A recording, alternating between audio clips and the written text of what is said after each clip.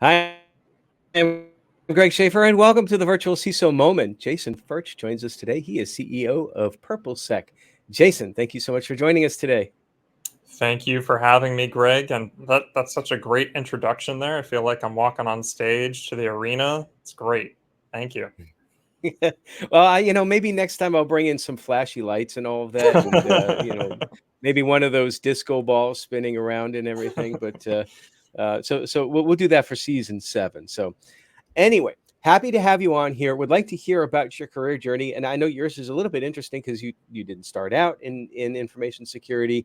So would love to hear about where you started and what made you decide to kind of also dip your feet in that area. Yeah, absolutely. I mean, it's great in the security industry. There's so many different paths to get in there, and so many people get hung up on certifications and this and that. And for me, my background right out of grad school was I worked for an MSP. So was never technical hands-on. I was brought on for marketing for a little stint and then kind of transitioned into operations. Small company, supported a lot of small clients, small businesses, nonprofits. And I really got an understanding of, well, how do you run a consultancy shop? So I got the business education by going through that. A lot of Mm. customer service focused roles, still involved in marketing to an extent, but really at the end of the day, how do you run a really efficient business? And when you're in the consulting world, it's hard to run an efficient business model, and the margins are thin. So while I was there, I eventually picked up a Security Plus book. I was like, oh, what's this? This is kind of interesting. My roommate at the time had just left the company. We worked together for a little while. And he went into security. His background was in security. So I was like, okay, well, these things are starting to add up. I've got, more touch points of security.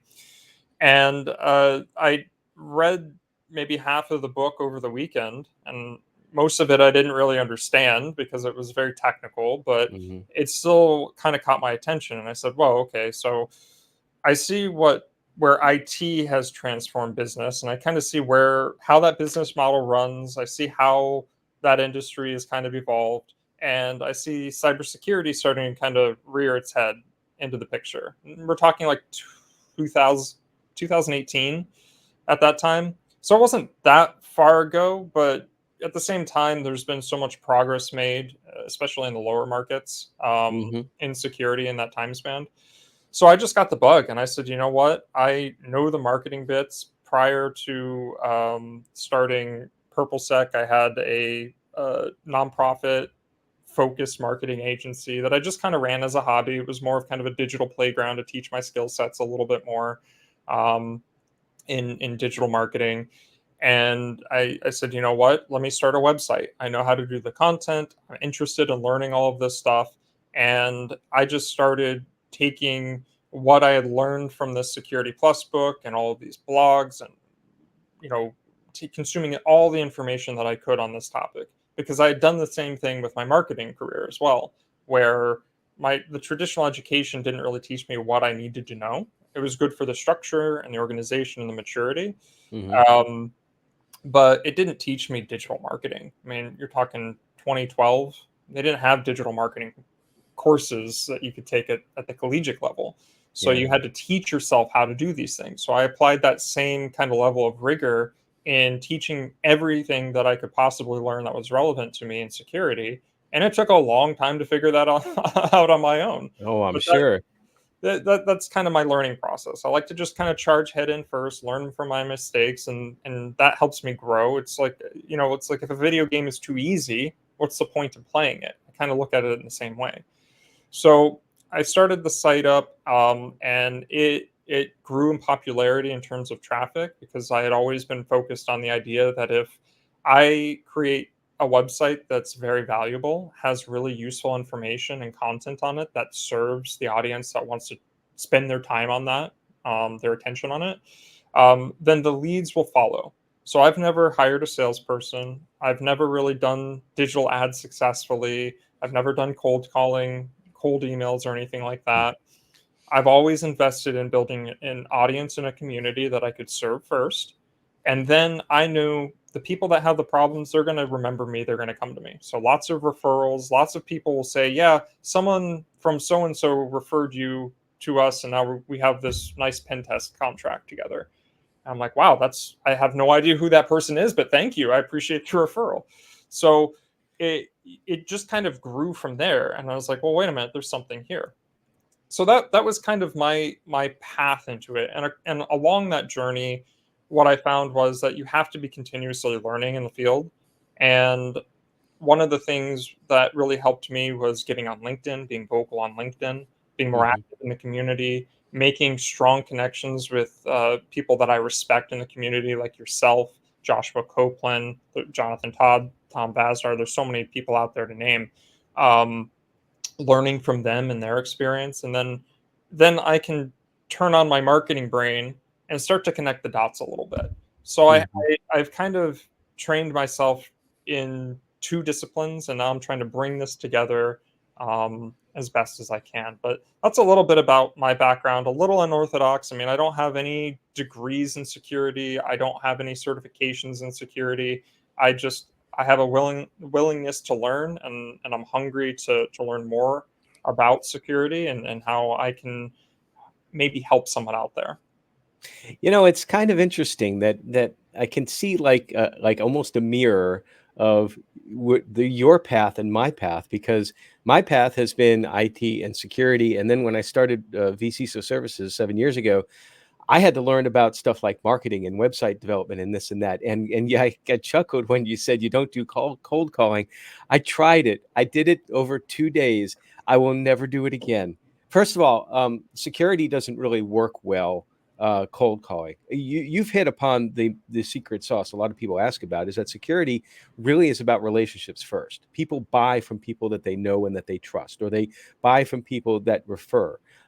You also mentioned about the connectivity and the LinkedIn, the making those connections and basically starting the referrals. What I have gotten to tell people, people ask me, in fact, yesterday I was at a local chamber event here, and they're like, "Well, how do you get clients? And do you advertise? What you do?" I'm like, "I've tried all that. What works best is building your brand, without a doubt, because then people will come to you because of for exactly that." So I've kind of learned like all that marketing stuff that to you came like second nature, because that's your thing, and you're on the flip side with security. So good Yeah. match there. I'm glad that we've connected. Yeah, and I've just to kind of add on to that real quickly, I've talked to maybe a dozen or so security professionals that take the plunge into consultancy, like a small business consultancy. And they struggle the most with the business aspect and the lead generation aspect. And Mhm. once you have that conversation around the brand, I think things start to click a little bit. But yeah, you're right. You can't spend your way to clients. It doesn't work.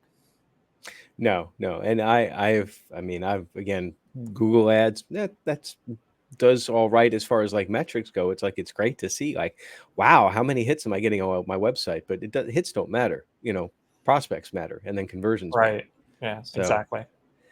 well, unique perspective, and I would like to know from your unique perspective, what you think right now are one or a couple of the most significant threats for information security today to small and mid-sized businesses.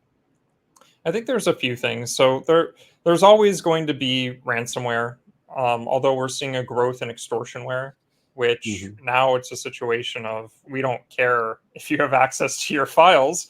Um, we have them and we're going to leak them. So what are you going to do about it? So that dynamic is starting to change a little bit. I think that risk has been pervasive for over a decade at this point. Nothing's too new there. Phishing is always another big one that I think that you know, no matter what you do as a small business, how much you try to invest, if someone's able to click and get access to something, it's game over. Hmm. But I think if outside of those kind of, I guess, specific examples, I would say it's this rush to do the bare minimum. And it's one of these things that I've always kind of thought about. It's like, how do you enable people to invest in cybersecurity? Well, how would you get people to uh, buy car insurance? Well, you make it illegal to drive a car without car insurance. You have to Well, force yeah. someone to do it. And if you're forcing someone to do it, people are going to cut corners wherever they can. And I can respect that, especially if you're like a 5-person shop and you get a security questionnaire that says, need you to do a pen test. Okay, well, we know that you could probably argue against that because you've got one workstation sitting in your workshop. But Mhm. as this small business, they're freaking out. They're like, "Oh my gosh, I have to get policies together. I have to spend this money. I have to go to reach out to all of these different vendors." And then they get sticker shock because the security community, as we've talked about a lot offline, doesn't really give the small business the attention that it needs. And so what ends up happening? We see this rise in supply chain attacks. We see Yeah. the most significant part of the American economy is the most at risk, and no one's really out there helping them. There are some grants and programs, but let me tell you this: when CMMC came out, um, that entire auditing just the readiness process is like a 50, 60, $70,000 project depending on who you're bidding that out to. When Right. that first came out, I think the state of Maryland was offering a grant of $2,500. What is that going to do for you? So It there's it there it's gonna get you, like, materials to learn what CMMC is all about, and that's about it. So, Exactly. yeah. So there's a lack of support there. Now, I will say, CISA has some good initiatives that are coming out. There's more awareness, but it's all being again forced by your vendor, your client, your prospect, your insurance company to say, "Hey, if you want us to sign your check, if you want us to approve this insurance, you need to have this level of security." And when you look out on the market, there's no one who's able to offer that kind of streamlined thing because everyone's in the mid market and above because that's where you make the money. If you're not 50 employees or above, if you're not a $3,000 to $5,000 a month retainer, we don't want to talk to you. So Yeah. when I think about the biggest risk, yes, there's all of these technical issues. Yes, there's all of these deficits and not investing in security over the years.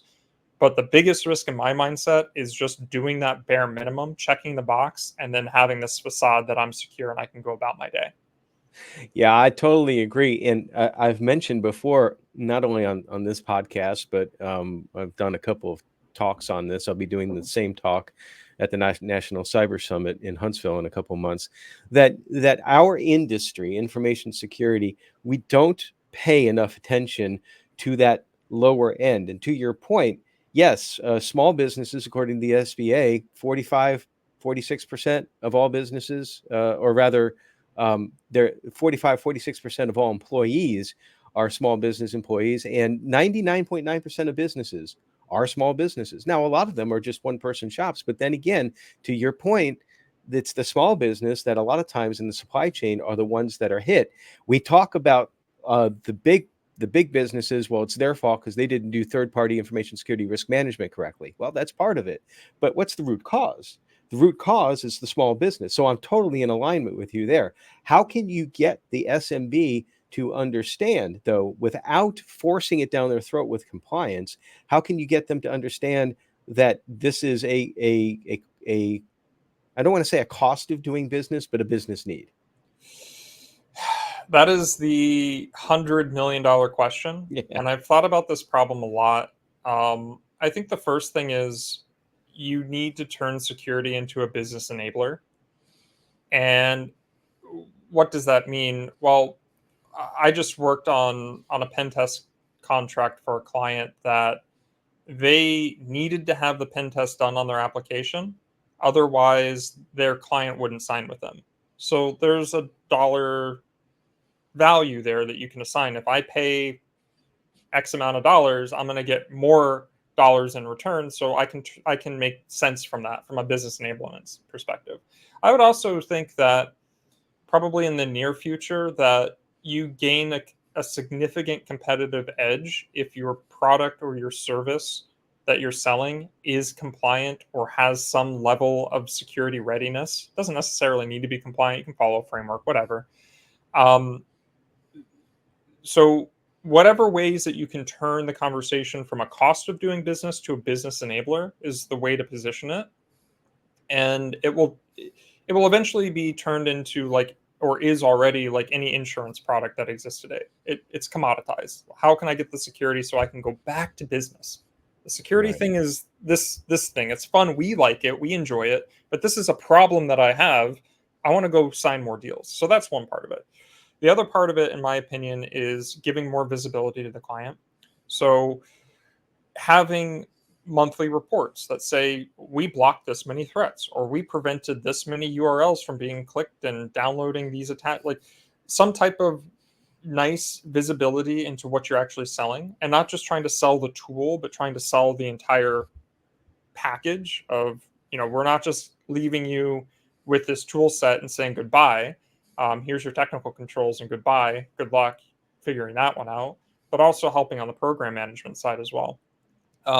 And then just naturally having like quarterly touch bases with clients and just saying, hey, so I think the the process in which we are able to bring visibility to the clients, they can actually see that, oh, I am getting something in return for the dollars that I'm spending. I can justify this to my CFO. I can justify this to my board. And by the way, we're also more secure. So that's an added bonus. So I don't know if those are the right ways to think about it. Those are the ways that I've been thinking about it. And the other challenge to your point earlier was, people like to do business with people they like. And that's true to some extent. I'll tell you right now, I'm bidding for another contract that I'll probably lose because it will come down to cost, despite having the best relationship out of all of the other vendors. So the prospect says, right? So I don't know. When you're operating at these levels where, thousands of dollars matter, uh, it's a really tough question to answer. Yeah, and it's one of those things where it's a tough market, and I know we don't have the time to go into this rabbit hole, but basically, Yeah. security has become so much of a of a money making business, and you've got folks that have taken advantage of that to the point where they try to sell stuff to small businesses to say that they'll make them secure, and a lot of times some of the stuff they're selling doesn't really move the needle much, and so then you've got small businesses that are conditioned to the fact that we need to spend as little as money as we can on this and still get that buy, and instead of looking to see what the best solution is, because I agree with you, it's and I tell prospects this up front, they're going to be people that are cheaper than what my firm does, but my firm is really good. We have done this before. We have been CISOs. We know what we're talking about. And yes, to your point, we could have the best. Craig, we really like you, but Joe's virtual CISO shop down the street, they were 50% less. Well, guess what? I might hear from you in a year. We'll Maybe. see. Yeah, absolutely. So a lot of stress involved with all this, Jason, and not only from the standpoint of cyber in general, but also being an entrepreneur, running a business, and sometimes just the, you know, I guess the only word that comes to my mind is the soul sucking that happens when you realize that you lose a prospect that you thought you were going to land. All that can be stressful. What's one of the things that you do to decompress from stress? Yeah, I mean, there's a few things. I mean, it's gardening season, so I've been doing that. Although we've been hit with a bit of a heat wave, so I'm struggling to keep the beans alive. So that's been nice to just kind of, do something that just takes your mind off of things, because as you imagine, as most people can imagine, if you're involved in a lot of projects, your mind's always racing. You got to calm that down. So that, coupled with lots of long walks, always really Mm. helps. Put in a podcast or an audiobook, something that's interesting. I like a lot of sci-fi books too, so I'll take a nice like 2 hour walk or something, just listen to a sci-fi book that completely unrelated. And you kind of mentioned something that's interesting, the soul sucking nature of it. It really is. I don't I don't recommend going the route of an entrepreneur unless you really have the time and resources to fully invest and give it into It's it. not easy. It is not Um, easy, no, you it is know. not. And I think there is some level of spirituality involved into it. You have to give back to your spirit in some way. For whoever it is, that different folks have different things. I find meditation to be helpful. I was raised Catholic, so I go to church and do the ceremonies and all that stuff. But it's more of just, I think, to sum it all up, it's just time for inner peace. That's the biggest thing for me, to just let all of the negative stuff get out of the way. Don't think about it. Don't let it influence my mood or opinions. That's the best way that I find it to decompress. And a big bowl of ice cream. Why not? And a big one. What flavor? Um, there's this vanilla salted caramel Oh underneath it. yes, I So that's love very that. good. You, Yeah, you know, you wouldn't think that salt and you sweet would wouldn't. go well together, but It's oh, a it perfect goes pairing. It's very well. perfect. Future plans? Well, I am working on trying to solve this SMB issue. I know a lot of people have come and tried before. I have some really smart folks that I'm that I have the team assembled, and we have kind of the plans together. We're going to be submitting some grants here shortly. Hopefully, we can get something awarded to build some really innovative solutions from the ground up.